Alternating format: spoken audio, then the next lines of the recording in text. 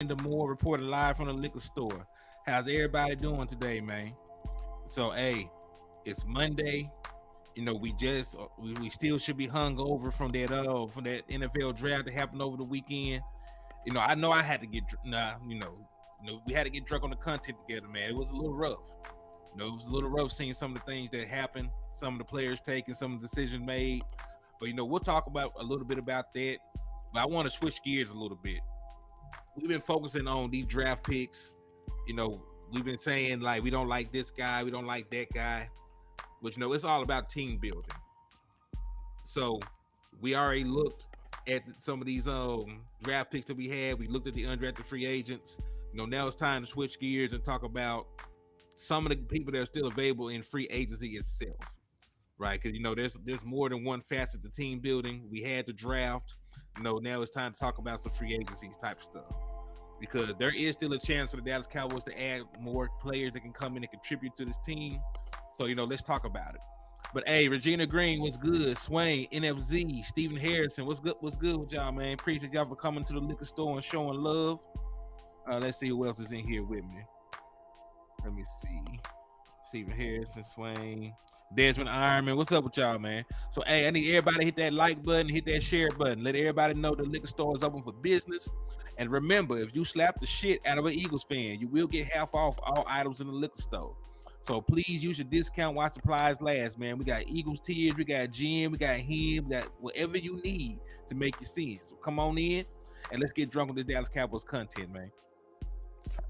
So remember, hit that like button, hit that share button. And if you ain't joined the channel, please hit the subscribe button. Hey, get that half off, man.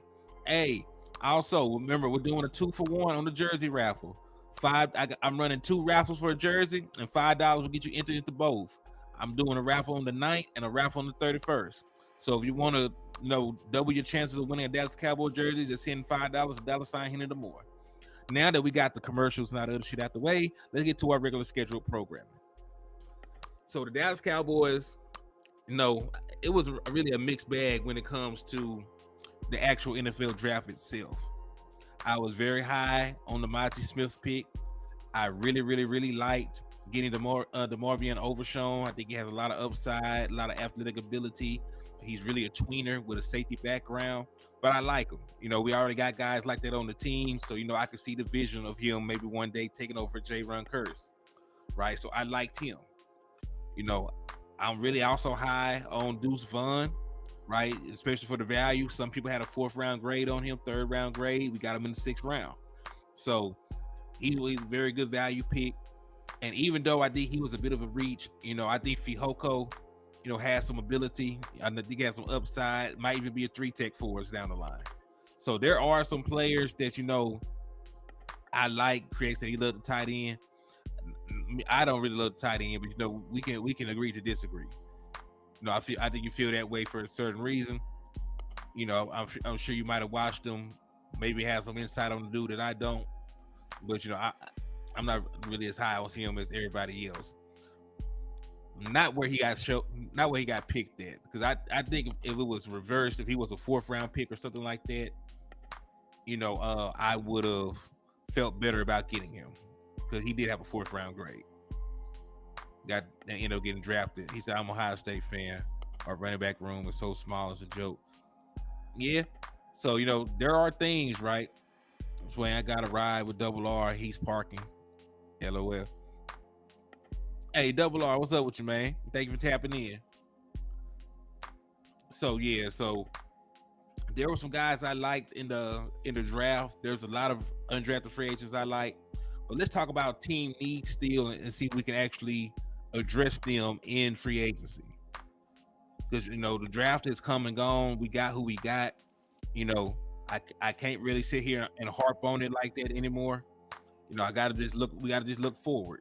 So we just gotta hope that these players can develop. We already talked about how we felt about each individual pick. It's over with now. So now that we done got that off our chest about how we actually feel about it, let's move forward to see what we can actually do about improving the team.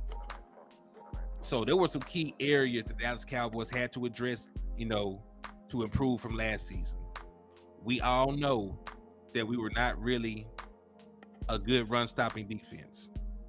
We were the 22nd ranked run defense in the National Football League. And that's a trend that's been going on for the past several seasons. We've been a bottom, run stopping team for several seasons. We even had a postseason in with us giving almost 300 yards on the ground when we played the Rams in 2018. So we've had an issue stopping runs since about 2017. That was the last time that we had a superior run defense. So I don't necessarily think we need to put any more assets to that. We spent the 26th overall pick on Mozzie Smith, who was the best one tech in the draft. So I think the Dallas Cowboys, I think they addressed it. They brought back Jonathan Hankins. They signed Mozzie Smith. They still have Quentin Bohannon, who can come in and contribute. Hopefully he's taking a little step in his development so he can get on the field more often.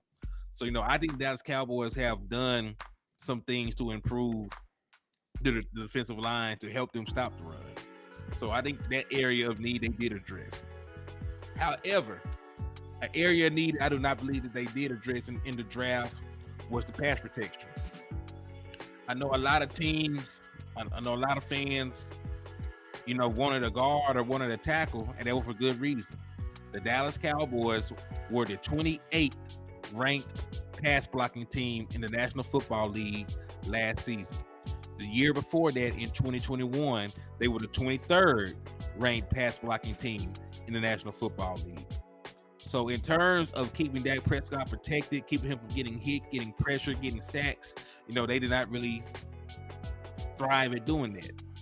Hoodlum, what's up with you? Leon L, what's good with y'all, man? I appreciate you for tapping in and showing love, my guy. He said, I lost faith in Big Bo and Gallimore. Yeah, that's really why the Mozzie Smith, that's why the Mozzie Smith selection made sense. You know what I mean? That's why the Mozzie Smith selection made a lot of sense. Neville has always been a tweener. He's a guy that's really going to play 3-tech for you. He doesn't give you much in the run game, but he can get upfield and get after the quarterback. The issue is Neville doesn't really have a defined spot on this team because we already have Osa doing the same thing that he's good at. And I think Osa is actually better at doing it than he is. So, Neville doesn't really have a spot. Quentin Bohannon, I don't know why he hasn't put it together yet. And to be fair, like Quentin was a very late round pick. If I'm not mistaken, he was a 6th round pick at the defensive tackle position coming out of Kentucky. So, it was going to be, a big task for him to even be ready this early to play. So, I think we got, so far what we were expecting to get from him. He's a young player. He needs to develop. He still has time to be a very good player, but he hasn't put it together just yet. So, that's why the Mozzie Smith, selection made a lot of sense to me. He said 50% off any drink. Hell yeah, 50% off any drink, man. The Cowboys in the war room said they had a lot of offensive line depth. The Dallas Cowboys be selling Mozzie Pad will be a first round buzz. Nah, CJ Stroud would be a first round puss because he got drafted to one of the worst franchises in the National Football League. Hey, shout out to my boy Antonio Cole for the $20 donation. They got you 4 entries into both raffles. So salute to you for tapping in and showing love. And I will, of course, I will update everybody on how many raffle entries they have at a later date. I'm gonna update it and then I'll give it towards the end of the show so we can get this content off. But I appreciate you tapping in, my brother. And remember, man, we're running 2 raffles right now. So $5. I'll put an entry in for both of them for $5. So we're gonna do a raffle on the 9th since the lunatic bowed out, didn't want his jersey, and we're gonna do a raffle on the 31st. So it's double trouble. So $5 get you an entry into both raffles. So if you want to participate, just hit the Cash App. Said Swine chilling. But yeah, y'all did have a good draft though. I always give y'all a hard time, Eastside Hero. Y'all had a good draft. On paper, right? Because we got to see how y'all pan out. All Mozzie has to do is play 2 downs basically, for the most part, right? First down, second down, and 3rd and short. You probably want Mozzie on the field, so he had that big body, that big run stuffer in the middle. And the Dallas Cowboys did say that they had offensive line depth, but just let's be honest about the makeup of our offensive line right now, right? We have Tyron Smith, who's only played 17 games in the last 3 years, right? We have Tyler Smith, who is very good. I like him, but they have not defined a role for Tyler Smith yet. I'm not sure if he's going to be your left tackle or your left guard, right?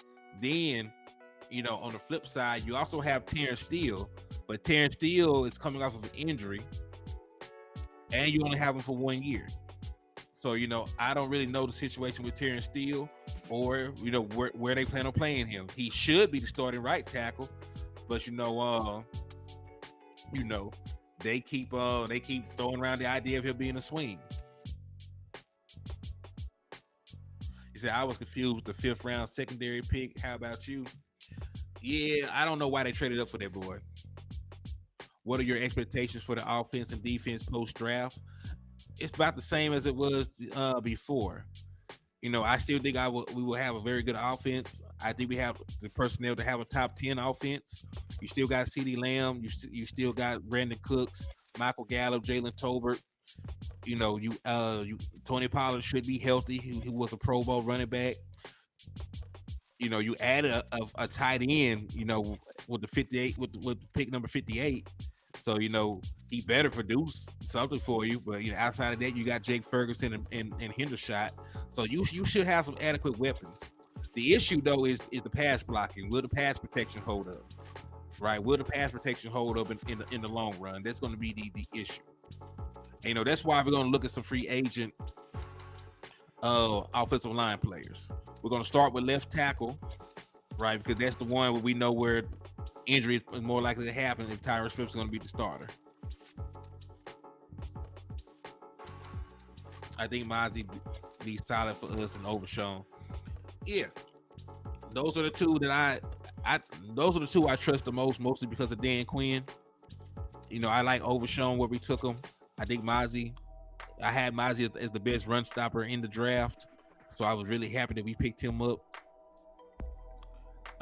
And even Fihoko has a chance of being an impact player, because they actually said they're thinking about playing him all over. They wanted to play some 3-tech, and he can give you some ability as an edge rusher.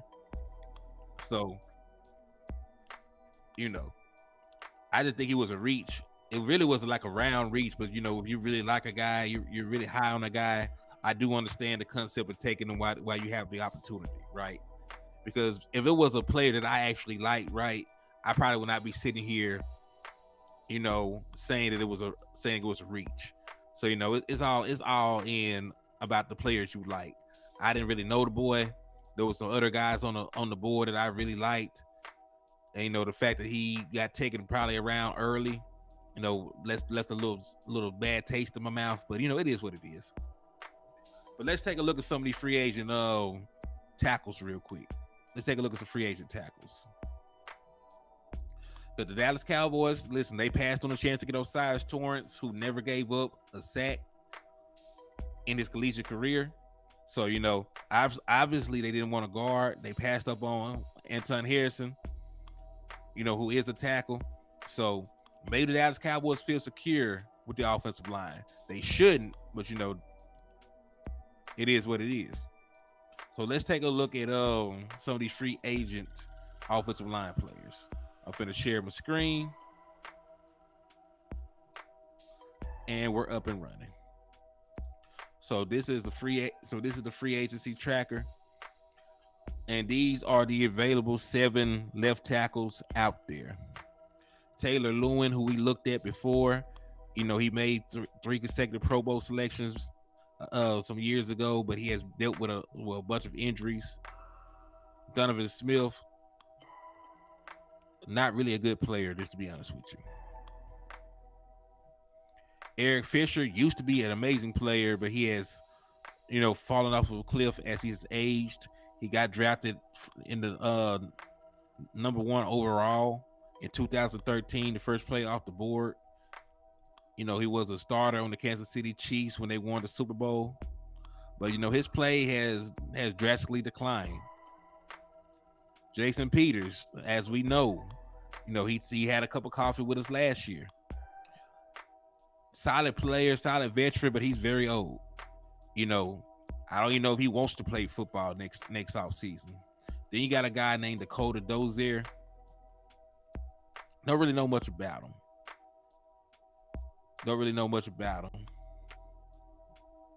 So, it really slim picking for the tackle position if we were going to go tackle. Eric Fisher's still available. I don't know if he's still playing, right? Yeah, I don't really love any of these choices. I think the best option would be Lewin. If it came down to it, because I know what his ceiling is, but we always take chances on players with health issues. We've kept a lot of players with nagging injuries healthy for a long time. We got one of the better medical staffs in the National Football League. Look at success stories like Malik Hooker. All right, we've kept him healthy since he's been in Dallas. Randall Cobb, we kept him healthy when he came to Dallas. So, I always, push for this particular team to take risks with injuries. Might as well throw Josh Ball out there. Man, hell no. That's like saying you might as well eat rat poison.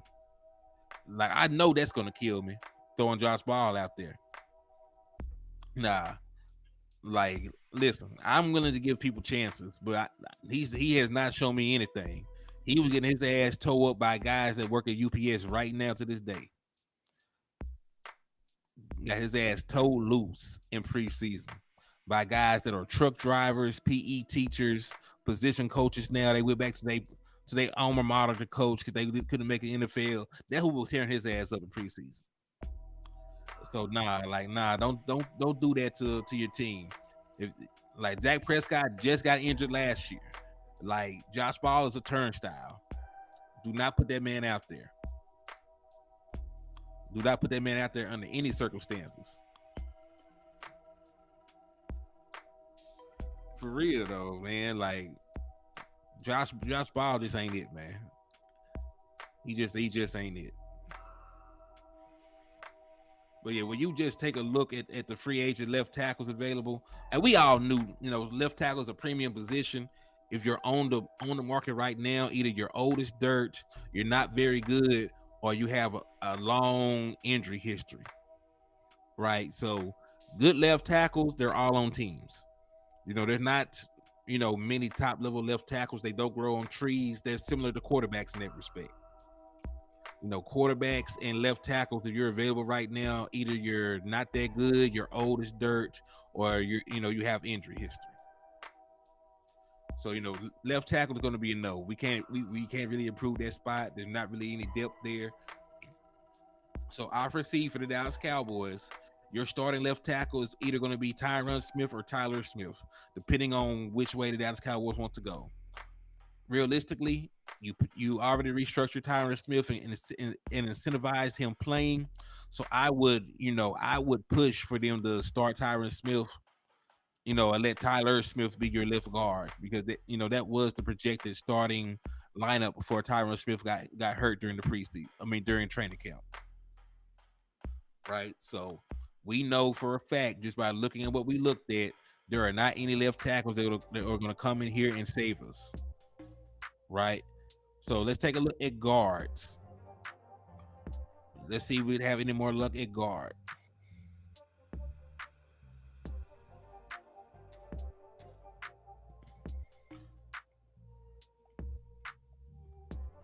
So let's take a look, man.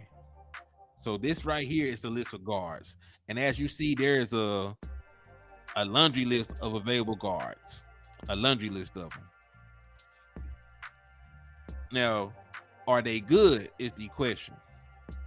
9 times out of 10, right, they're probably not that good. If you never heard of them, odds are they aren't that good to still be sitting out here. Now, Justin Poole, if you remember, here is a former first round pick. Let me see if he has any positive statistics to back him up.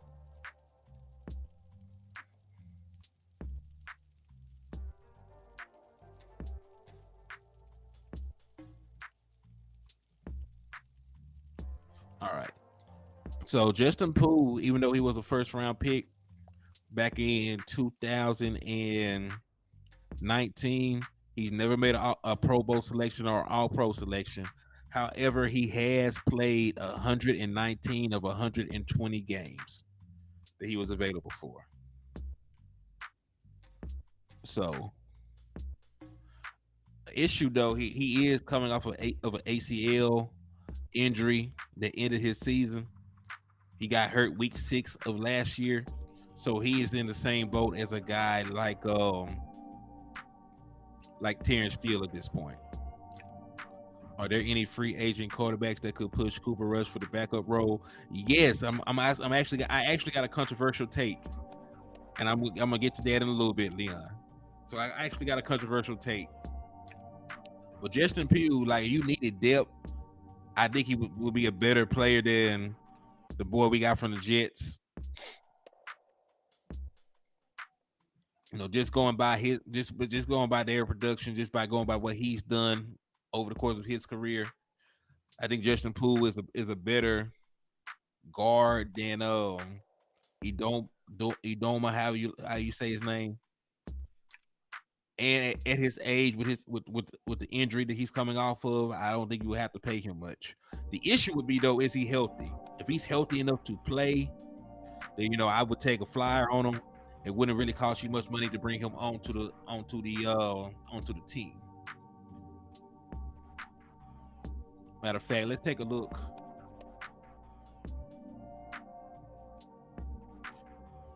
at some of his statistics. Let's see if he's worthwhile bringing in.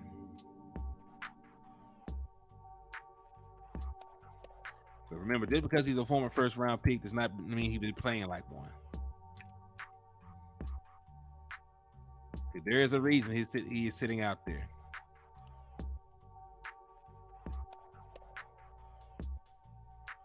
So overall, he graded out as a 61 last year. He was a 62.4 as a run blocker, and as a pass blocker, he was a 52.5. All right, so let me take a look at his career numbers. So honestly, if we're being honest, like, he has really declined, ever since the 2016 season. 2016 was his best year.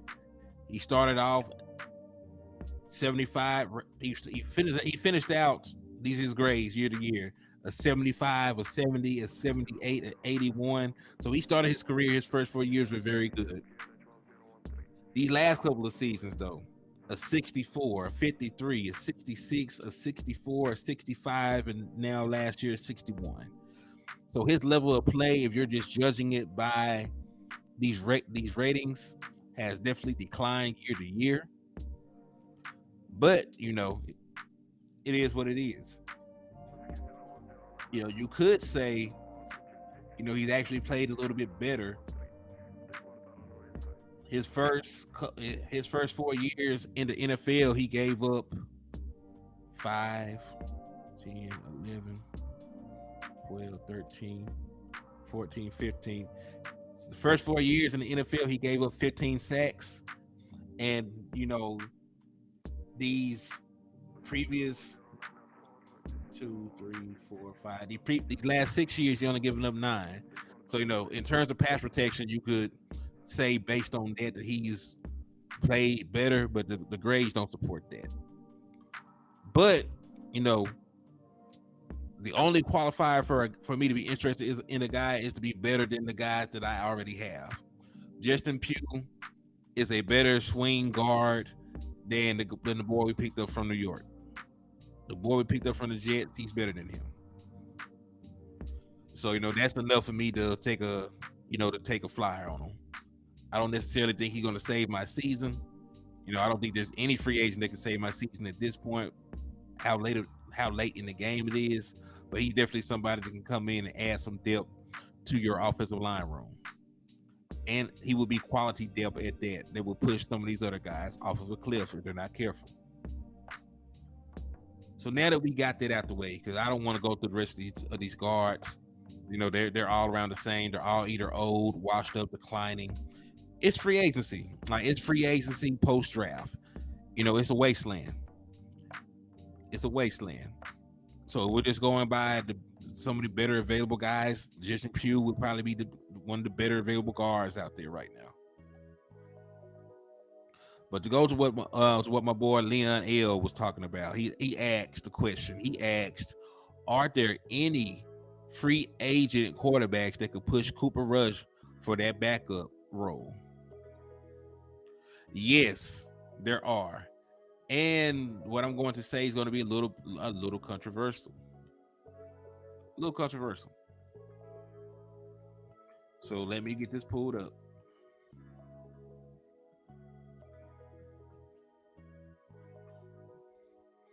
There's not a court. And listen, before I open this list up, there's not, for the people that are not happy with Dak Prescott, there's not a free agent quarterback right now that could beat him out. So we're not even gonna go that far, right? I'm a dead there before it even starts. But there are definitely some free agents out here that could push Cooper Rush for his job.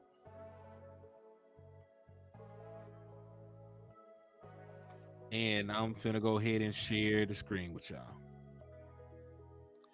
I know you might not be able to see it, but right now Carson Wentz is the best available free agent quarterback, former first round pick or nemesis that played with the Eagles for several years. Has really declined in his level of play, has not consistently stayed healthy, has not consistently played good football, So he's gone from a guy that they were looking at as one of the next great quarterbacks over the next decade to being a guy, that has really floundered in the NFL. Pretty much lost his job to Taylor Heineke. Then we also have Matt Ryan, 37 years old. I'm pretty sure he's probably close to retiring at this point. So if he wanted to play football again, I wouldn't mind. I'm not going to mention Tom Brady because we all know he's not coming back. Teddy Bridgewater, Mason Rudolph. There's some players on here that should be better than Cooper Rush at this point of his career. Cowboys have all the right players. They already now time to go win the Super Bowl this season. Yeah, the beautiful thing about it, the Dallas Cowboys actually took care of business during free agency for once. So there was not a lot of glaring holes on this team when when the draft came around. I still would prefer them to take Osiris Torrance over getting Shoemaker. But, it is what it is. They drafted the guy they really liked. So, I ain't gonna keep sitting on here crying over spilled milk at this point, right?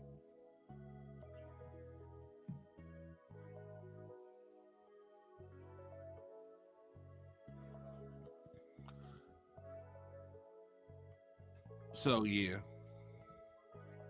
Oh hell no, the Colts got rid of him. Colts got rid of him also. But yeah, but this is the thing. You don't have to be better than Dak Prescott, right? We know that none of these guys right now in their career are better. Tom Brady's retired. Matt Ryan has not played like Matt Ryan, since he's got into his advanced age, right? We know that Carson Wentz has never been better than Dak Prescott. But some of these guys right now might be better than Cooper Rush. I feel like Carson Wentz, even though he's not a good quarterback right now, is better than Cooper Rush. I think the veteran, ability of Matt Ryan, puts him over Cooper Rush to me. He is a former league MVP. Did take his team to a Super Bowl once upon a time. He's not the player that he used to be, but if he's playing the backup role for us, he doesn't have to be. He just be another veteran present in the locker room that can help with these with the day-to-day offensive things.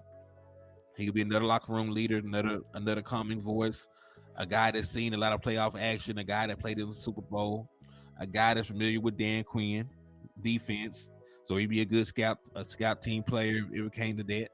So I would not mind the Dallas Cowboys getting either Matt Ryan or Carson Wentz, right? It will make perfect sense for for the Dallas Cowboys to get either one of them.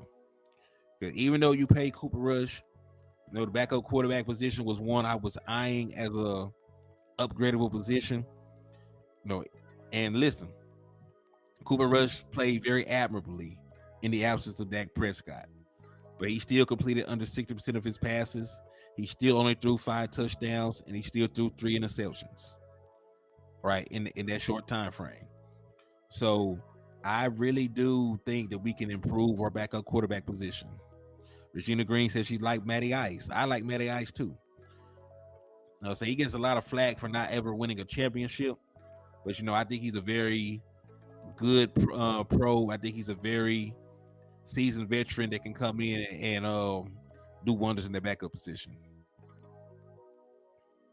And anyone that says different is straight up full of it. Facts. There is no one alive that knows for sure how good or bad these players are until the games start to get played and start counting for real. And anyone that says different is straight up full of it.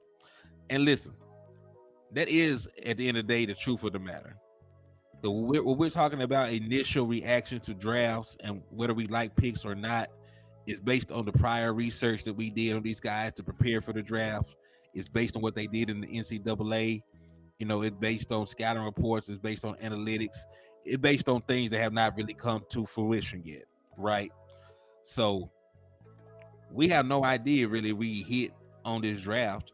I'll be the first to tell you I was not high on the Dallas Cowboys taking Tyler Smith either. And I was proven wrong on that. So if a player come out here and ball, I will completely change my tune. But it's okay for us to have scouted players, have put in work and get prepared for the draft, to be disappointed, in the draft itself. Now all these players will get their fair shot to come in here and compete. They're all gonna go through OTAs. They will go through practice. They will go through preseason, and the guys that show up, they will make the team and they will get a chance to play. So we'll see then. But it's all speculation. Just like some people are speculating them to be great and contribute. Some people are speculating them to not live up to where they were drafted at. So, it works both ways. But yes, in all fairness, we will not know. We really won't even know this season, right? The young players need time to develop. So you probably won't really know what you got until another 3 years from now. So we'll have to revisit the 2022 draft. The 2023 draft in 2026.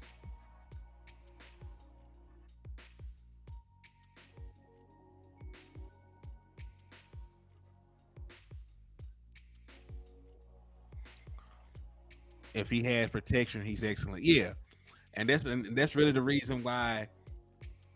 And that's another thing. Like the same can be said for your starting quarterback. When Dak Prescott has time to throw the ball, when he doesn't have to run for his life, when he can just go through his reads and get the ball out, he's an excellent quarterback. But you need to fix that low rated pass protection.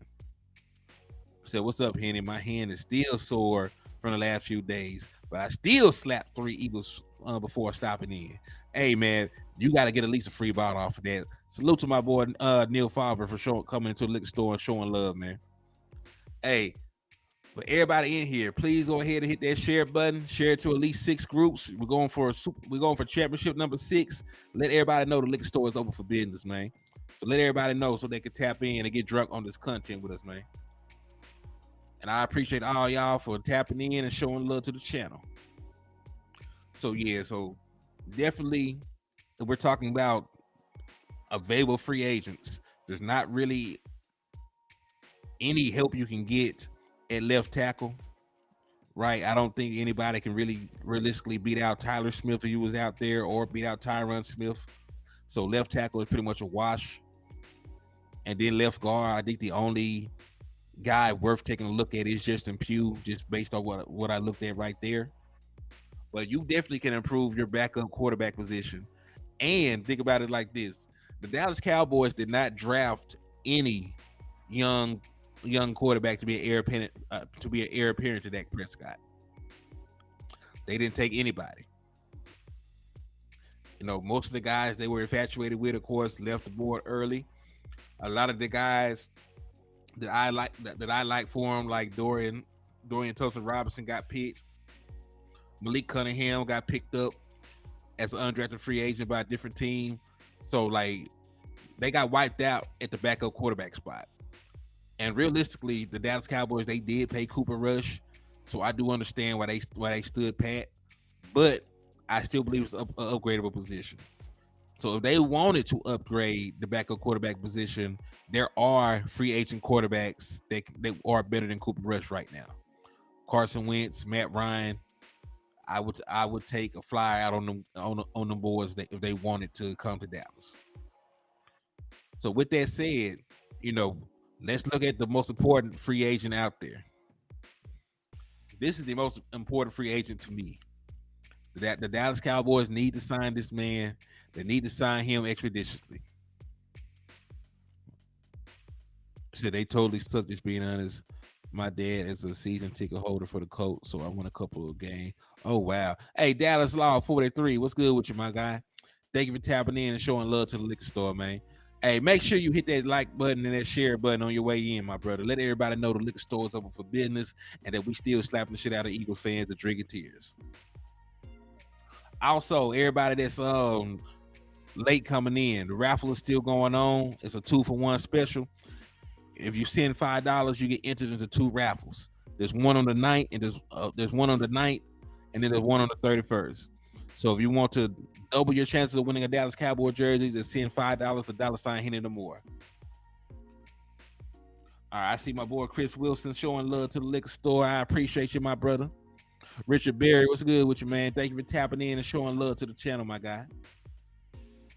But yeah, this is the most important free agent the Dallas Cowboys need to sign. Hold on, I'm gonna find a picture for you. Don't even worry about it. This is the most important free agent that the Dallas Cowboys need to sign. Are you ready? I'm gonna share a picture of him.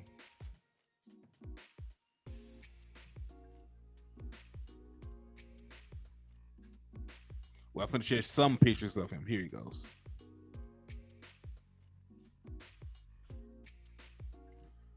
Hold on. Oh yeah. This is the most important free agent on the market to the Dallas Cowboys. They need a damn kicker. Please go get Robbie as good as gold, man. Go get Robbie as good as gold. One of the better. Yes, this kicker, because we saw the playoff game. We saw the playoff games. Both of them. And I'm halfway being serious and I'm halfway playing, but like they really need to go out and get Robbie Gold. Like, he is a proven commodity. He has been one of the most consistent kickers of the last decade. And, that's why they call him good as gold. And when you actually think about it, man, like, he has kicked in a lot of high pressure situations. He's kicked in the playoff multiple times. If I'm not mistaken, he's played in multiple Super Bowls, because I think he was on the Bears team that went to the Super Bowl. Right, so he kicked in the Super Bowl there, and he also kicked in with the 49ers in the Super Bowl. Kicked in numerous championship games. So he's definitely a guy that needs to be talked about and needs to be picked up by the Dallas Cowboys. Tupac with the Mohawk, what's up with you, man? He said, "What was your best moment of the draft trip?" Man, getting to hang out with my brothers West Coast and Landlord, man. It was a wonderful experience chopping up with my boys. Getting to go to the actual draft, talk to different fan bases, running to other Cowboys fans that were out there. And hey, man, it was cold. Some nights it was trying to rain. We still went out there, put on for the fan base, put on for the nation. So it was a wonderful experience, man. Now, that the Cowboys pissed me off, the second round, in the second round. But I'm gonna get over it eventually. Hey, living life is a blessing, my brother. Living life is a blessing. Kevin Calloway said we definitely need gold. Yes, we do. We definitely do need gold, man. We need gold. But hey, Tupac, make sure you hit that share button for me, man. Kevin Calloway, please hit that share button for me, man. We're trying to get some more folks in here to the liquor store. Let them know we in here getting drunk on this Cowboys content together, man. Let them know. And if you later haven't heard, we're still doing the 2-for-1 on the raffle. So if you want to double your chances of winning a Dallas Cowboy jersey of your choice, just send $5 to $Hennythemoor. All right, but now back to our regular schedule of programming. Now that commercial is out the way. So yeah, man, Robbie Gold is definitely a guy. Because think about this, man. Put this into perspective. Into perspective. The Dallas Cowboys in that 49ers game, we could have went up 7-3, right? But of course, he missed the extra point, so it stayed 6-3. So when they got the ball again, they were able to tie it at 6-6. Well, if it played out the exact same way, then the Dallas Cowboys would have still been up 7-6, right? We would have had the lead longer, and we also know that play calling is influenced by the score, and is also influenced by the time.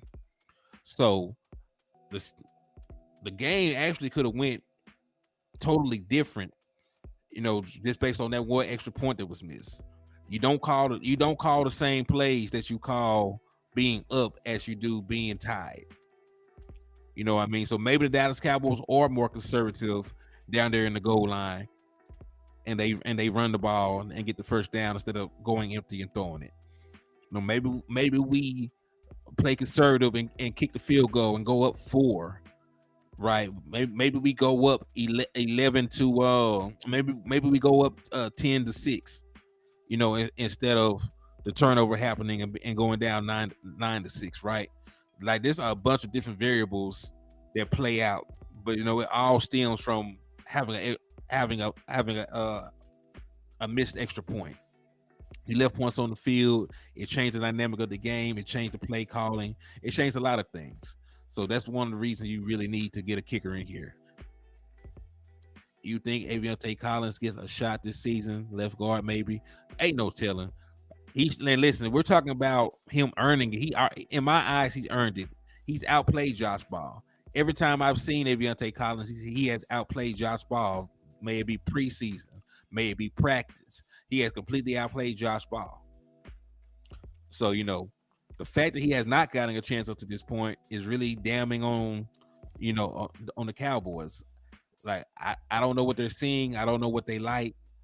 I don't know why they're so opposed to letting him play, but I think he's a better player than Josh Ball is. So he should have already gotten an opportunity to get on the field.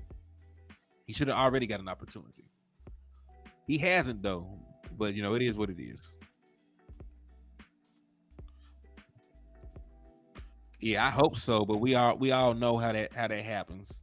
The Dallas Cowboys have their own way of player evaluation. Ball got some dirt on. He got to have some dirt on Jerry.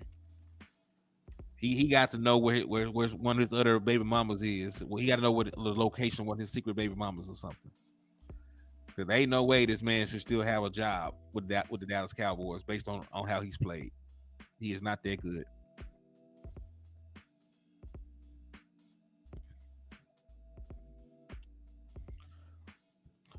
And as for pass rushers, right, we were just looking at free agent players after the draft. I'm not going to waste my time. The Dallas Cowboys have an abundance of guys that can get after the passer. They still got Micah Parsons, of course, the all-pro pass rusher. They got DeMarcus Lawrence, who was a former all-pro. They got Dorrance Armstrong, who had nine sacks last year. They got Sam Williams, who's only in the second year of his contract. They re-signed Dante Fowler. They brought back Tack McKinley. They spent a 4th-round pick for Hoko. They picked up Jarius Wheat, who had a 4th-round grade as an undrafted free agent. They picked up Darrell Johnson, who was an edge. They got so many edge and pass rushing players. It would be a waste of time to even look at a free agent pass rusher. Dallas Cowboys are locked in at pass rusher. Like you have no short supply of pass rushers, so it makes no sense to even look at them. I really feel the same way about corner, but because I know injuries happen, because I know Stephon Gilmore is a little older, because I know there's a possibility of Trayvon Diggs maybe holding out if they don't get a contract done with my boy. I'm going to look at corner. I really feel that we're set at that position, but I also feel that we're one injury away from being back to square one as we were the year before. So ready to see Hankins and Mozzie plug that middle. Yes, And once the Dallas Cowboys solidify their run defense, they're going to be impossible to beat defensively. You already can't throw the ball against them consistently because of our pass rush and our secondary. What's up, Henny? What's up to the chat? Hit the likes as if you own a fifth ready to slap DC4L. Yeah. Hey, shout out to my boy, them KJ for coming in and showing love. Desmond Iman, yep, can't wait to stop the damn run. Yeah, man, they definitely got to stop the damn run. And listen, you will be a complete defense now if Monty Smith is who he's supposed to be. I definitely think he will pan out. I definitely think he will instantly help the run defense because of his size, because of his tenacity. So, I definitely like the pick. I definitely think it will improve us overall. Well, let's take a look at some of these free agents. Right. Let's take a look at some of these free agent corners real quick. Since we're on the subject.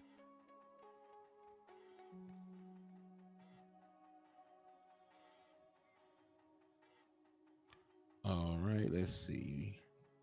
Secret. All right, cornerback. I'm finna update it, and now I'm finna share the screen with y'all good people.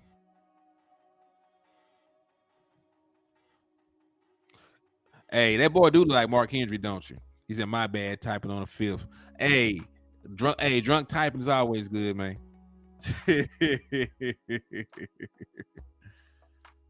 All right, so let's see.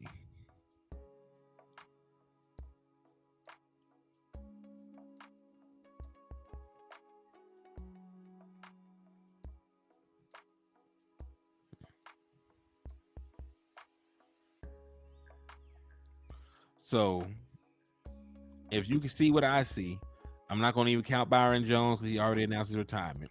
If you can see what I see, there are plenty of cornerbacks that y'all know the names of. Y'all know who Marcus Peters is. Y'all probably should know William Jackson.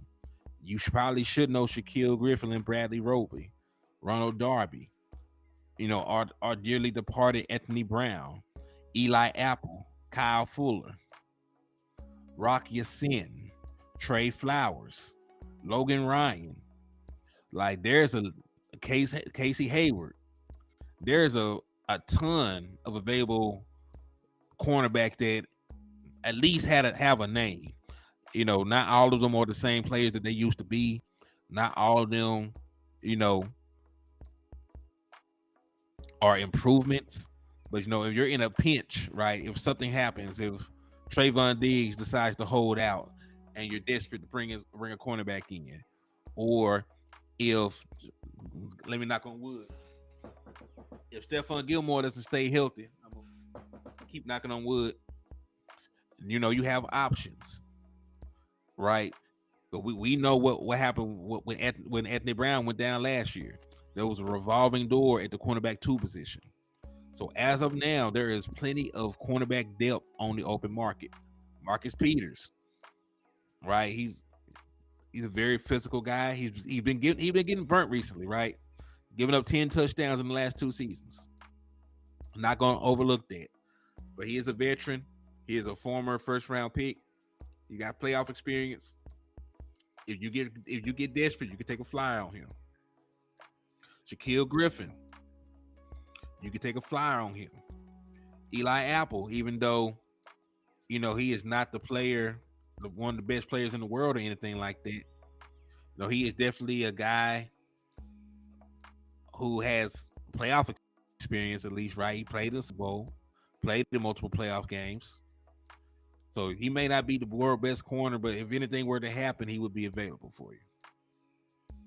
So there are some free agency depth at corner if you wanted to go there. Right. So this is changing, and this was just to take a look at what was out there. It was just a quick change of pace from the usual draft talk. We already done went through the draft, and I know a lot of y'all weren't happy with it. Some of y'all were ecstatic about the draft. Some of y'all weren't, really sold with some of these picks. But just to be honest, just to look at the way the playing field is shaped up, there's not really too many areas that we really need. And even if we did, right, there's not too many options out there on the open market. I feel that this draft was what we've been asking for, but didn't like the prospects process of physicality. They can't replace Zeke, but y'all do understand his sacrifice. Zeke changed the Cowboys back to the 90s. I agree with that. Zeke brought a level of physicality, and a very telling thing that the Dallas Cowboys brought in a fullback and they brought in a tight end, in Fent that could play fullback, and signed them both as undrafted free agents. Right. So I think the Dallas Cowboys do want to get back to physical football. Playing with a fullback would make you much more physical. And I don't think it's going to be like a feature. I don't think we're going to go out there, be a I formation team or anything like that. But I do think in certain situations, short yardage, goal line, change of pace, trying to eat up clock, I do think they will play more smash mouth football. They spent a top 100 pick on a damn tight end who was a better blocker than a pass catcher. So I think they do want to get more physical. I don't necessarily like the way they went about it, but to be honest with you, bro, right? It's really just the one pick that really pissed me off. Because if the Dallas Cowboys, if everything else was the same, but instead of getting Schoonmaker, they got Osiris Torrance, I would have felt much better about this draft. Because you would have got the best one-stopping defensive tackle. Then you would have got the guy considered the best guard, the best overall guard. Then you would have got the Marvin Overshown, who was a very great athlete, good prospect at linebacker. So I would have been happy. I would have been happy with all three of your top 100 picks if that had happened. So really, just to put into perspective, the Dallas Cowboys really only pissed me off with one of these picks. Guys in the 5th round, and back, I don't expect shit from them no way. So that's really like the calling card to me for a very successful draft. The guys in your top 100, you should be happy about them, right? I think everybody was elated when 2020 we got CeeDee Lamb, the back door that got Trayvon Diggs, then back door that got Osa. Like we knew right then that all three of them players would be good. We knew that all three of them guys would be good when we picked them. Right. So I think that's part of it. Sometimes you can just really tell that a draft class is amazing, and sometimes you just got to see how the chips fall. And this is one of those, just got to see where the chips fall draft is, because I don't think a lot of us expected what happened to happen, but it is what it is. But yeah, so we talked about free agency, but let's talk about what the draft actually means to us with some of the personnel that we took. He said front office reached on every pick, but I say this offseason is a value pack version of going all in with their guys. Now I wouldn't say that they reached on Mozzie Smith, because I saw what they said the consensus was he was like a top 40 pick, but I also saw that multiple sites had him ranked as either a late first round pick or an early second round pick. So I think in terms of need, us being a bad run defense, and him being the best defensive tackle on the board at the time, I was fine with that. I had a first round grade on Mozzie, so I don't consider Mozzie a reach, and I really don't consider Overshown a reach, because he had a very broad, he had a very broad grade. You look at his scouting report, he had a 3rd to 5th round grade. I definitely think that, and I definitely do think Schoonmaker was a reach. He had a 4th round grade, got drafted in the 2nd.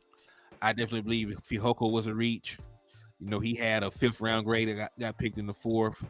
Sim Richards, as I pointed out, he had a 7th round grade.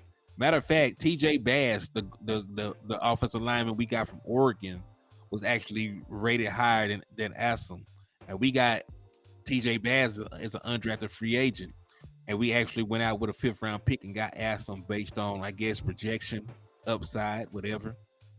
So I do agree there are multiple guys that we reached on, but I don't think we reached on everybody, right? Because I think that Deuce Vaughn, was not a reach.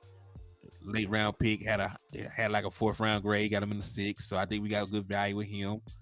I think we got great value with Mozzie. Yeah, so like there's some. Believe me, I was not very happy with the draft my damn self, bro. Believe me, I was not very happy with the draft my damn self. So I'm trying to find the silver linings in the thunderclouds. Right, there are guys I really like out this draft, and there's others I like. Man, just F it. I just hope they ain't got to contribute to me. Right. So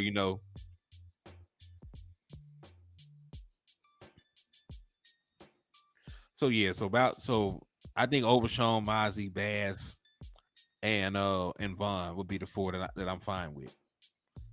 And really, I'm not going to even include Bass because, like I said, he was an undrafted free agent.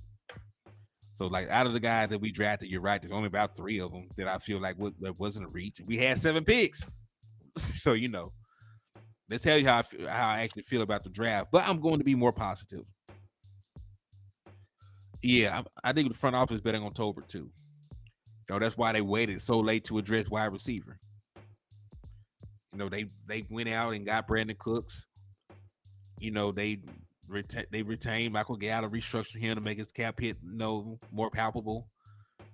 Jalen Tolbert has another year of development underneath his belt. So, but yeah, let's use that to segue on the things that we expect from these players going forward. So going forward, I do expect Mozzie Smith to play about 40% of the snaps. I say 40 because I think he will be rotating with Jonathan Hankins. I think there might even be instances where they're both on the field, depending if they're showing heavy formations. So I think that he will play on third. I think he will play on third and short. I think he will play a lot of first down snaps. I definitely think he will not come off the field in goal line situations. So I definitely think he will play about 40% of the snaps. So that's my expectation for Mozzie Smith, to play 40% of the snaps and to be very productive when he's out there. Right. So that's the expectation for Mozzie for year one anyway.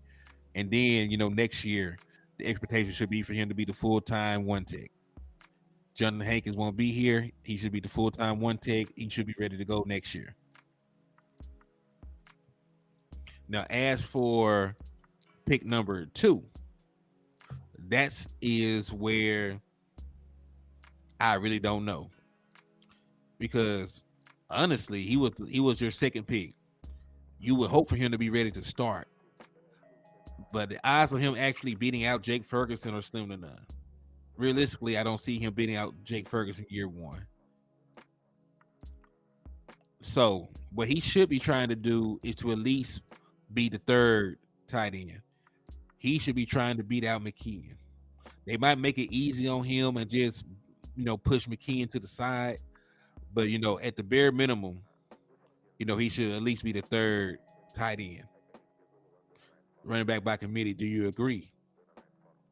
I agree that if you have good running backs, you can get away with it. But right now, you only have one good running back.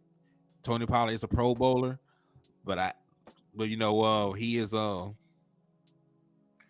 no, it's not a bust because we have him for 5 years. He's a rookie, and there's already somebody playing that position, right? Because he's a defensive tackle. He doesn't even play most of the third downs. He's a run stopping one tech.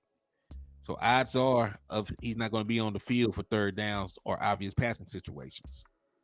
So that's why I said 40%. He's going to be splitting snaps with Jonathan Hankins, and on obvious passing downs, he probably won't be on the field. So that's the right expectations to have for him year one. Remember, regardless of if you're a quarterback with the woo, you got to have realistic expectations for a rookie. I don't care where they're taking. They're kids. They were just in college. Some of the guys were just eating free lunch, right? You can't really expect the world from some of the young players like that. So yes, I'm only expecting Mozzie to play about 40% of the snaps. I expect him to split time with Hankins. I don't expect him to be on the field for third and obvious passing downs. Right, he's a run stopper. I expect him to just let him run stop the first year of his career, and then I expect him to be the full-time starter in year 2. Just like you should not expect CJ Stroud to take your team to the Super Bowl year 1, right? He's the quarterback, right? He's the number 2 overall pick, but he's still a rookie. So, like I said, you got to put proper expectations on players. Proper expectations. So, Mozzie Smith, I expect him to play about 40% of the snaps. As for Schoonmaker, I expect him to at least beat out McKeon. I don't think he can beat out Jake Ferguson right now because Jake Ferguson has a year worth of experience in the NFL, and he was playing damn good. And he's actually been practicing with the starting quarterback. Right? He's going to look better with Dak Prescott because he's been playing with Dak Prescott. So, it's not really even set up for Schoonmaker to beat the number 1 tight end year 1. There's no way he's going to look better than he. Well, listen, there's no way he should look better than Jake Ferguson. Out the gate. I'm gonna say that. There's no way that he realistically should look better than Jake Ferguson. Like I said, Jake Ferguson has had an NFL offseason program. He's done lifted in an NFL weight training program. He done played football with an NFL quarterback. Been practicing with an NFL quarterback. Getting coached up by an NFL tight end coach. Right, so he should be better and better prepared to play right next year. So we just have to see how that works out. So that's the expectation. At least win out to be tight end number 3. All right, so for Overshown, my only expectation for him is to play. If he gets on the field and actually plays defensive snaps, it was a good season for him. You already have, because remember, we play a lot of big nickel anyway. You already have Leighton Vander Esch. You already have Damone Clark. You already have Devin Harper. If we're talking about the hybrids, you already got J-Ron Curse and you already got Donovan Wilson that play the big nickel for you, which are basically linebackers, right? So there's really not even a space for Overshown to play year 1. So if he can come in and be a rotational piece for your defense, if he can get out there and get meaningful snaps, and if he can contribute on special teams, because I think he will beat out Jabril Cox, I think that is going to be good enough to be considered a good season for him. Right? So these are realistic expectations that I'm trying to place on these players. I never said that he's going to have 100 tackles. I didn't say he was going to have 5 sacks. I didn't say he's going to do this, do that. Just get on the field. Get on the field, play meaningful snaps on defense. That is a win for him year 1. And really, those are the only 3 players you should have any kind of expectations for. Any player taken outside of the top 100, you should not have any expectations for them to come in and change life for you on your football team. Fihoko, I know he was a 4th round pick. You should not have the expectation for him to come in, especially with how deep this defensive line is.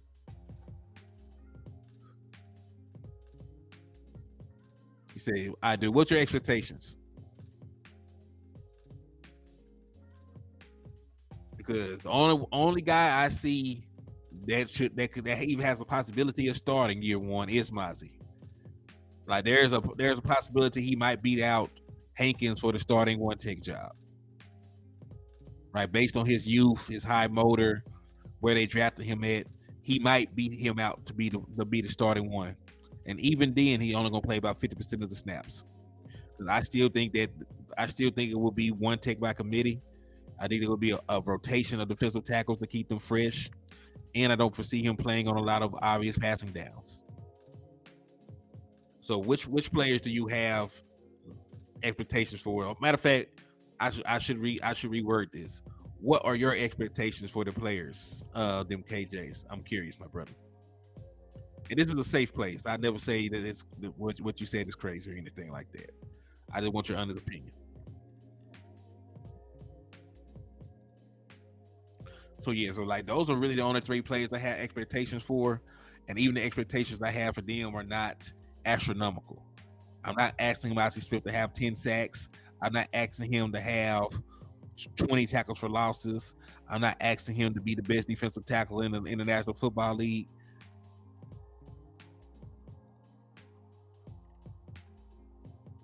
My bad for timing.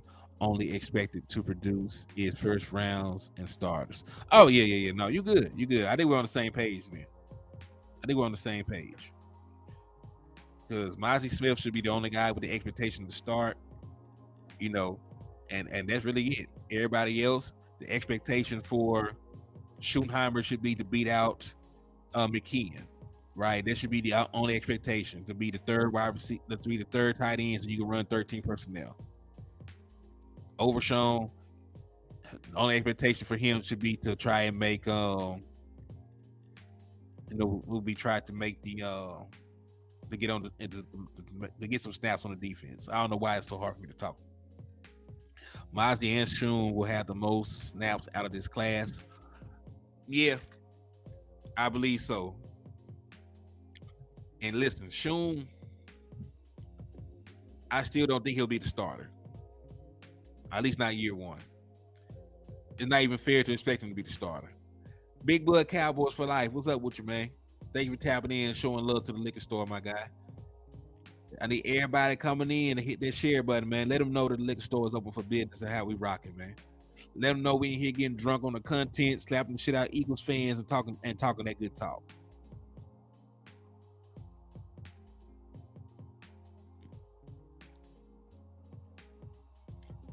But yeah, man, so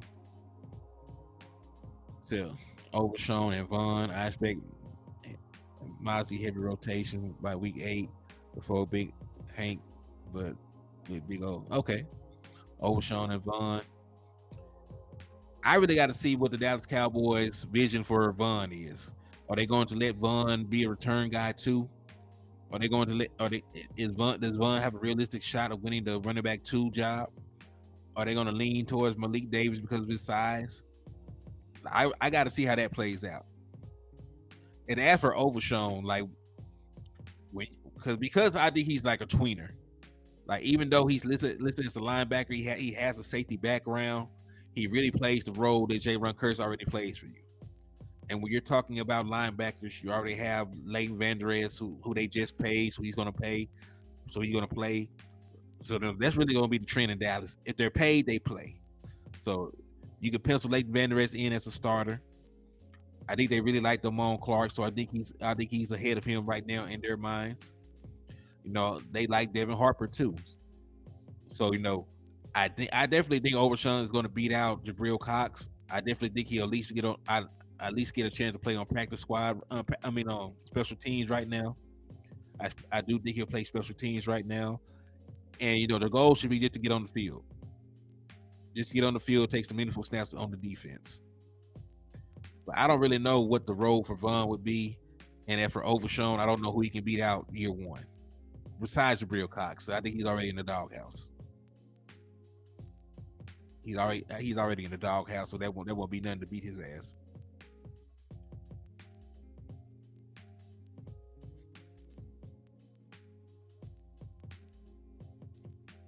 But yeah, so those are only 3 guys. So let me ask y'all, what do you expect from this draft class? I told you my opinion, right?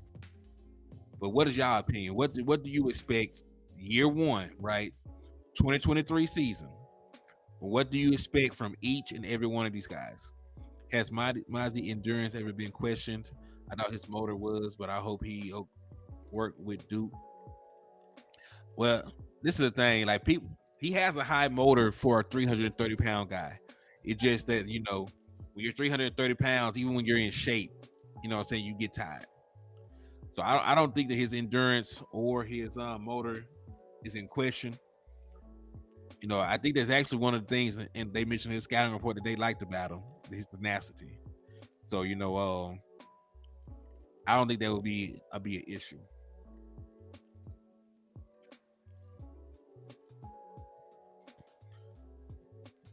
But yeah, he should be fine in that regard. And besides, you know, He's only going to be playing limited snaps, in my opinion. He said Mozzie played an average of 46 snaps a game. Not bad for someone who's 330 pounds. Yeah. So that's very good production for somebody his size. That's a lot of that's a lot of weight to carry around, man.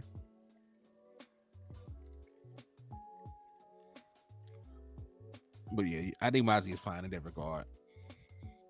But what about y'all, man? Put it in the comment box. I want to know, what are you expecting from each draft pick? Matter of fact, don't even give me each draft pick. What are you expecting from your top 3 draft picks this year? I need to know one by one. Tell me your opinion, because you heard mine. You know, I like sharing ideas. You heard mine, I want to hear yours. So talk to me. I talk back, man.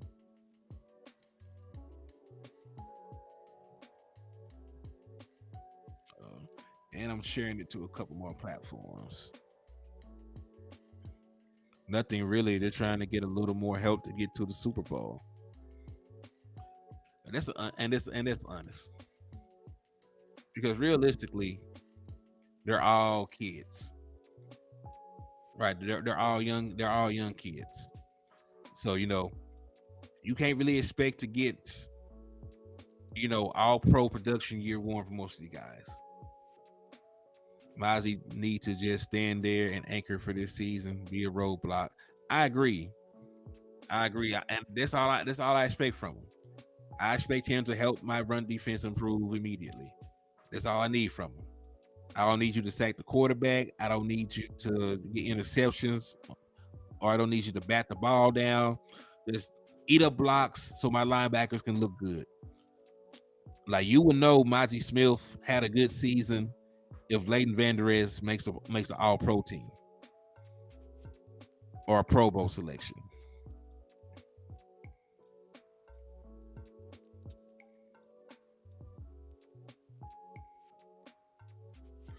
Oh yeah, I definitely believe that too. And remember, Curse is in the final year of his contract, so you know it would be nothing for them to transition from J-Ron Curse to Overshown. Not saying that Curse is not a really good player, but you know, like they like going cheaper. They got a young guy with a lot of upside, and he'll have a year to learn under Curse, and he'll still have Donovan Wilson beside him, who's already a veteran player. We already made it this far. It's just gonna be help to help get us there. Yeah, I think we could have got some better help in some instances, but you know, I'm not gonna keep beating a dead horse. I ain't gonna keep beating a dead horse. Mm. But yeah, man, I appreciate y'all for tapping into the liquor store, man. Coming over here, showing love, tapping in with me. Shoemaker just needs to help this run game by using his blocking and go out for a few passes here and there. We have, and bro, y'all listen. I didn't want to be negative or anything. Like I was finna cut the show off, but now I have to keep going. I didn't want to be negative, man, but you know, the fact that you said that we have Ferguson and Hendershot, everybody and their mama know that both of them guys are probably better right now at this moment in time than Shoemaker is. Right? They're probably both better than Shoemaker right now. They both have already played in the NFL. So, you know, that makes it even worse, the fact that Shoemaker got selected over the other guys that were out there. Shoemaker had a 4th round grade according to most sources, and he got picked with the 58 overall pick. At the time of his selection, Osiris Torrance, who had a 1st round grade, was still on the board. You needed offensive line help. You needed interior line help. You were too stubborn. The Dallas Cowboys were way too damn stubborn. They still went out there with we like our guy mentality with the way that they viewed the offensive line, and I think it's going to cost them. Especially because listen, he went the exact pick after us. We know the Buffalo Bills have had a piss poor run game outside of what Josh Allen gives you, and you know they went and got offensive linemen to help their running backs out. Oh, he said Tyler Smith had a 2nd round grade. Tyler Smith had the same grade that Mozzie Smith had. He had a late 1st round grade to an early 2nd round grade. He was not considered an overall second round grade. He had a first round grade by multiple sources. And even then, right? That's a 1 grade difference. Second to fourth round is a 2 grade difference. So I don't know how far off the mark that everybody else had to be for the Dallas Cowboys to select him. Could have easily had Shun in the third or fourth. Yeah, no, listen, Shun would have been there. And if you're talking about athletic tight ends, you could have went and got Kuntz. Right? Kuntz, however you say his name was.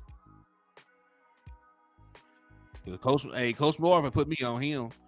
He nice athletic tight end. They win in like the 5th round. You know what I'm saying? So, and besides, listen, at least Osiris would have played this year.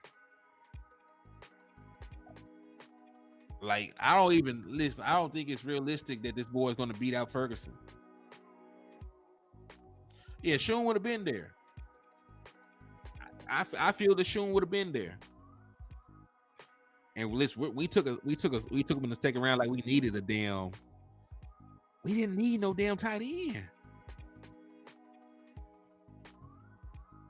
And yeah, so if you're talking about the importance of a position, let's say we didn't need a wide receiver either, right? That's why I didn't bring up Tank Dell this time around. That's why I didn't bring up Josh Downs. That's why I didn't bring up Jalen Hyatt, right? That's why I didn't bring those guys up this time around, right? Because we didn't need a wide receiver either, right? We're just being honest. But we damn sure needed a guard. I already mentioned that we were the 28th ranked pass defense, and Osiris Torrance was a guard who had never given up a sack in his collegiate career. Never. And coming to Dallas, we would have had a good O-line coach. You could have put him with Big Duke to do extra work with him. So he definitely could have developed even further than what he was. He already was a highly talented prospect that failed in the draft. So overall value, I didn't like it. Listen, I will never buy a tight end jersey, but hey, I do hope that he proves me wrong. I'll take that back. I might buy a Jason Witten throwback one day. Now, listen, I might end up buying one of y'all a damn Shun jersey. I keep doing these jersey raffles. Nah, I don't think Spoon gonna go to the practice squad. He shouldn't. Like, that's scary. Like, if he can't make the actual 53-man roster. I do believe he'll beat out McKeon. Guys like that are really been bubble players the entirety of their career.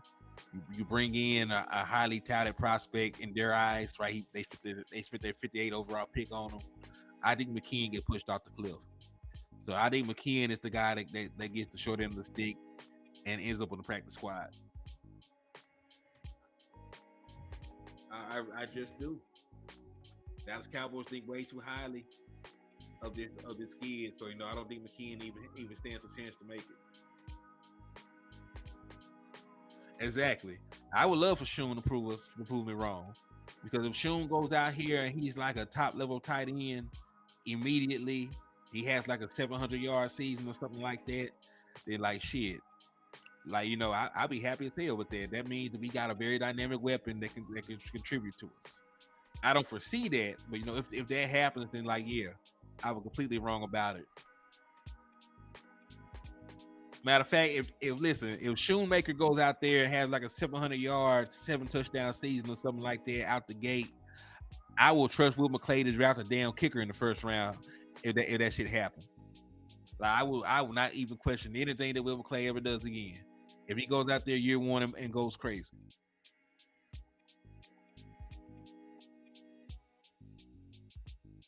To remember, front office don't like being wrong about picks. That's true. They don't. They don't like being wrong about picks until they have no choice.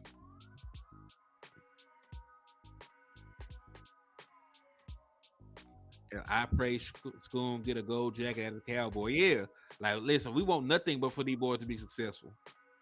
I would love to say I was wrong, but I don't think it would happen. Yeah, that's the same where I am at. I would love to say, damn it, I was a fool forever doubting you, boy. You Himothy Jones, boy. That's what I would love to say. But until they go out there and they produce, I'm gonna feel this way. So it's really gonna have to be a wait and see approach at this point. Gonna have to be a wait and see approach. I love Will, but I still question him sometimes, Henny. Yeah, I do too. Because listen, he has not hit on everybody. That's why Kevin Joseph is a special team ace right now. Right? That's why Tristan Hill is not a Cowboy right now. There have been some guys he ain't hit on, and that's okay, because you're not gonna get 100% of the draft picks right. I just need you, when you have layups, I just need you to take the layups. When you have dunks, I just need you to take the dunk.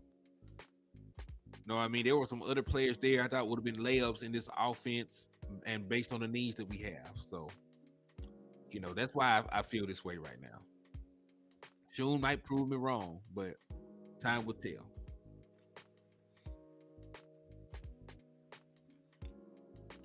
Okay.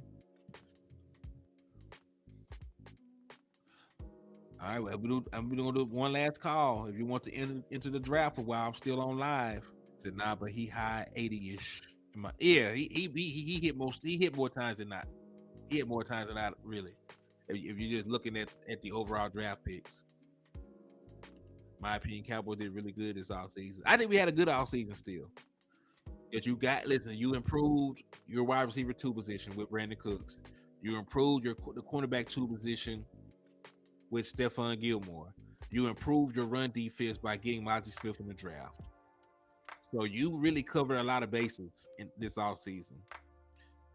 Right, you improved your linebacker depth, because I doubt that might sneakily be an issue as well. You got Overshown, who I really like. So only thing you didn't really do was improve your offensive line like I wanted you to. I think you're really fine at wide receiver, to be honest. You got an all-pro wide receiver. You got Brandon Cooks, who runs a 4.3, had been a starter his entire career, been a number 1 his entire career. Michael Gallup should be back healthy. You just invested a top 100 pick with Jalen Tolbert. So, I think the Dallas Cowboys have a pretty decent wide receiving room. I hope they have this O-line completely in place. Left guard looks like a revolving door again. It's really just going to depend on the health of Tyron Smith. If Tyron Smith can stay healthy and be your left tackle, then Tyler Smith can be your left guard, and we can all just run behind them boys to the Super Bowl. Right? That's the plan. Yeah, that and the kicker. And remember, like, guard is only a necessity if the Dallas Cowboys don't view Tyron Smith as the starting left tackle. But really, because they didn't pick one, I think that's what they're leaning toward. What about the running back? Oh, I think he should make the team. He should make the team, but he really gonna have to beat out Malik Davis. So that's gonna be a camp battle. We already know running back 1 is sold up with Tony Pollard. I mean, they're paying the man $10 million guaranteed. He finna tote that mug. He finna get the ball a lot. But running back 2 is gonna come down between Malik Davis, and it's gonna also come down between Deuce Vaughn. Deuce Vaughn, I don't know if he can pass block at this level because of his size. So that might limit the role that they have for him on this team. But he's a very dynamic runner. He's good with the ball in his hand. He has some return ability. He had big playability. He's very good in the open field. So it's very interesting. He said he doesn't have to be him. He could be a 3. Well, and listen, you already know. I think that Ronald Jones is just a camp body. I think Ronald Jones is just a camp body.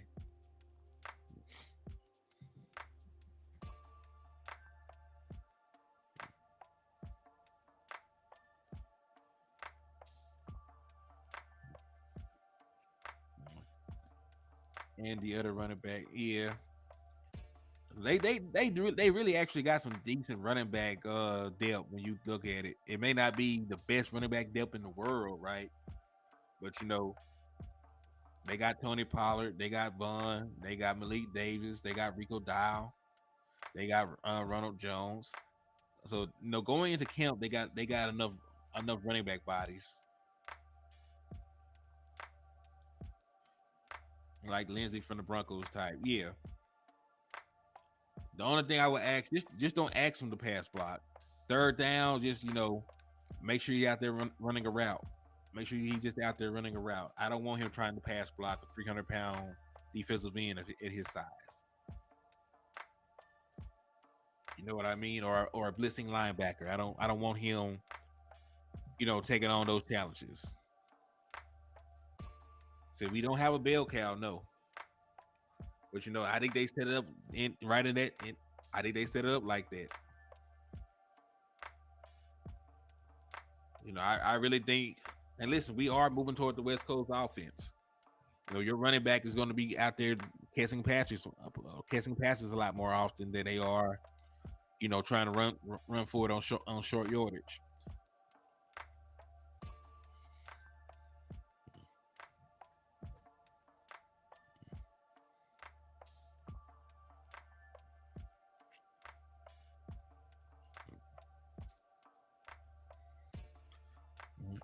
Also, anybody that's late to come into the chat, raffle is still ongoing. $5 for 2 entries. Tap in. Double your chance to win a Dallas Cowboy jersey of your choice. I don't like that because Zeke was the culture at running back.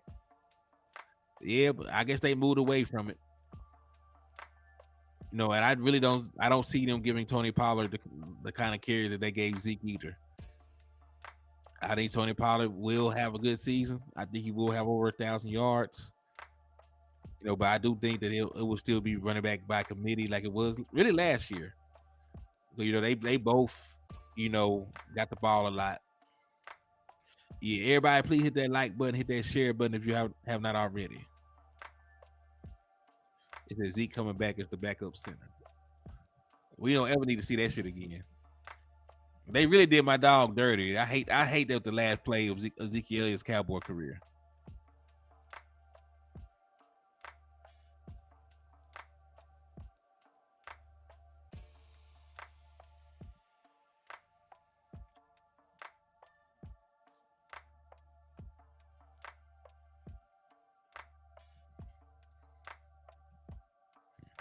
They can't do Pollard. Yeah, I don't think it would be wise to do Pollard like Zeke. Because they're different players anyway. They got different builds. They got different skill sets. They're good at different things. So you should play towards Tony Pollard's strengths. If Tony Pollard is your starting running back, on third downs, he need to be out there running routes. He need to be out there running routes. I don't want him in there trying to block a blitzer. That's the same thing with really everybody on this team. I don't really see. Yeah, Brian Kite, we live, my boy. Thank you for tapping into the liquor store, man. Yeah, we live right now. The liquor store is open. We rocking. You know what I'm saying? We doing what we got to do. Pollard needed to call himself out of the Green Bay game. He can't carry a load as he can, for sure. What about TJ Bass? I like TJ Bass. My problem, though, is even if he outplays these other linemen, the Dallas Cowboys have not shown me that they are willing to let the best player play. Because we all with our two eyes saw Aviante Collins outplay Josh Ball. Yet when it was time for a backup to come in, Josh Ball was the first one to roll his funky ass out there. So I think TJ Bass can outplay Asim right now. I think if I'm not mistaken, they both are projected to be guards at this level, right? I think the Dallas Cowboys view both of them as guards, even though they have a tackle background. And I think he can come in and actually outplay him right now, right? I think he can outplay him during training camp, so on and so forth. But I've seen Collins outplay Josh Ball, and Josh Ball still be the guy that made the team. He made the 53, and Collins had to go to the practice squad. So even if TJ Bass outperforms one of these linemen, which I think he will, I don't know whether the Dallas Cowboys are actually going to play the man. So that's my issue. Like I don't know if it's going to be an actually fair competition. I doubt that under the new regime, the guys that deserve it would play. That's why I used to point to the Donovan Wilson thing. He wasn't getting any burn under the last coaching staff. Dan Quinn comes around, he's playing. Kelvin Joseph, even though he was a second pick, second round pick, they stuck with Anthony Brown. And then when the Ron Bland emerged, they let him continue to play.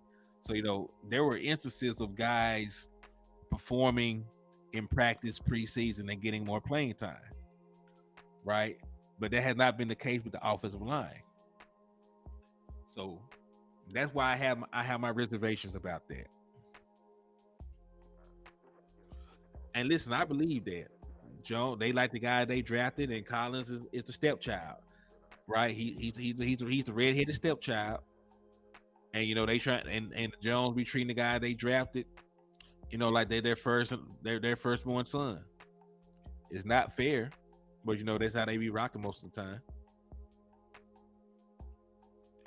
I can't believe Bob made it through this. Listen, he almost got your quarterback hurt again.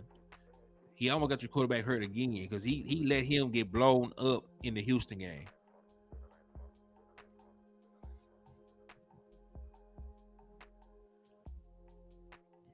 So yeah, I don't know, man. But yeah, I like TJ Bass. And remember, I know you're supposed to take the PFF grades with a grain of salt, but TJ Bass was a higher rated. Boy, we only played y'all. We only played y'all one time, bro. We only played you one time. Josh Ball got in, and y'all blew my boy up. In my opinion, second round pick sucked. Osiris on the board. Yeah, I definitely thought the team could have used Osiris Torrance, way more than they could have used a tight end. Because I really already had, we already had a starting tight end. We needed a guard going forward. But it is what it is. I ain't gonna keep letting the Dallas Cowboys run my blood pressure up. I ain't gonna let them keep doing me like that.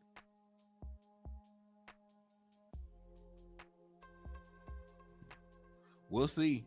Like I said, and listen, we play Osiris this year because he got picked up by the Buffalo Bills. So we'll see how he performs against us. So that should be interesting. And listen, if he's out there manhandling my defensive line, I'm gonna be pissed. If any one of my defensive linemen get towed up by Osiris, I'm gonna be pissed. Ain't gonna lie to you. Nah, cause we beat the shit out y'all. We played, listen, and that's how embarrassing it is. We played one of our worst games of the season, and we still beat y'all. Beat the hell out y'all. Beat y'all like you owed us money. So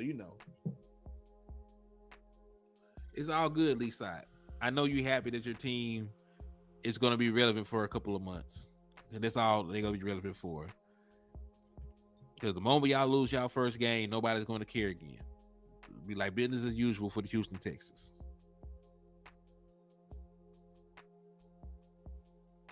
Front office love to draft traits first. Unfortunately, Double R be coming in sniping. Dak drove it 98 yards for their game-winning touchdown. Yeah, it was super clutch. Super clutch for my boy.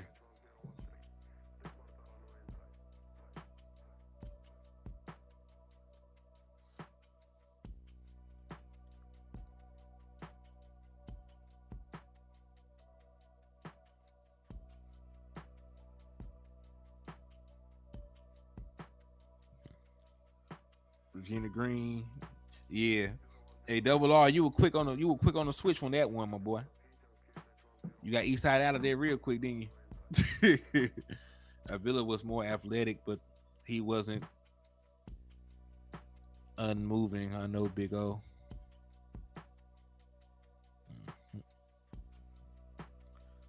And I like the Villa too. You know what I'm saying? I would have been fine with either or.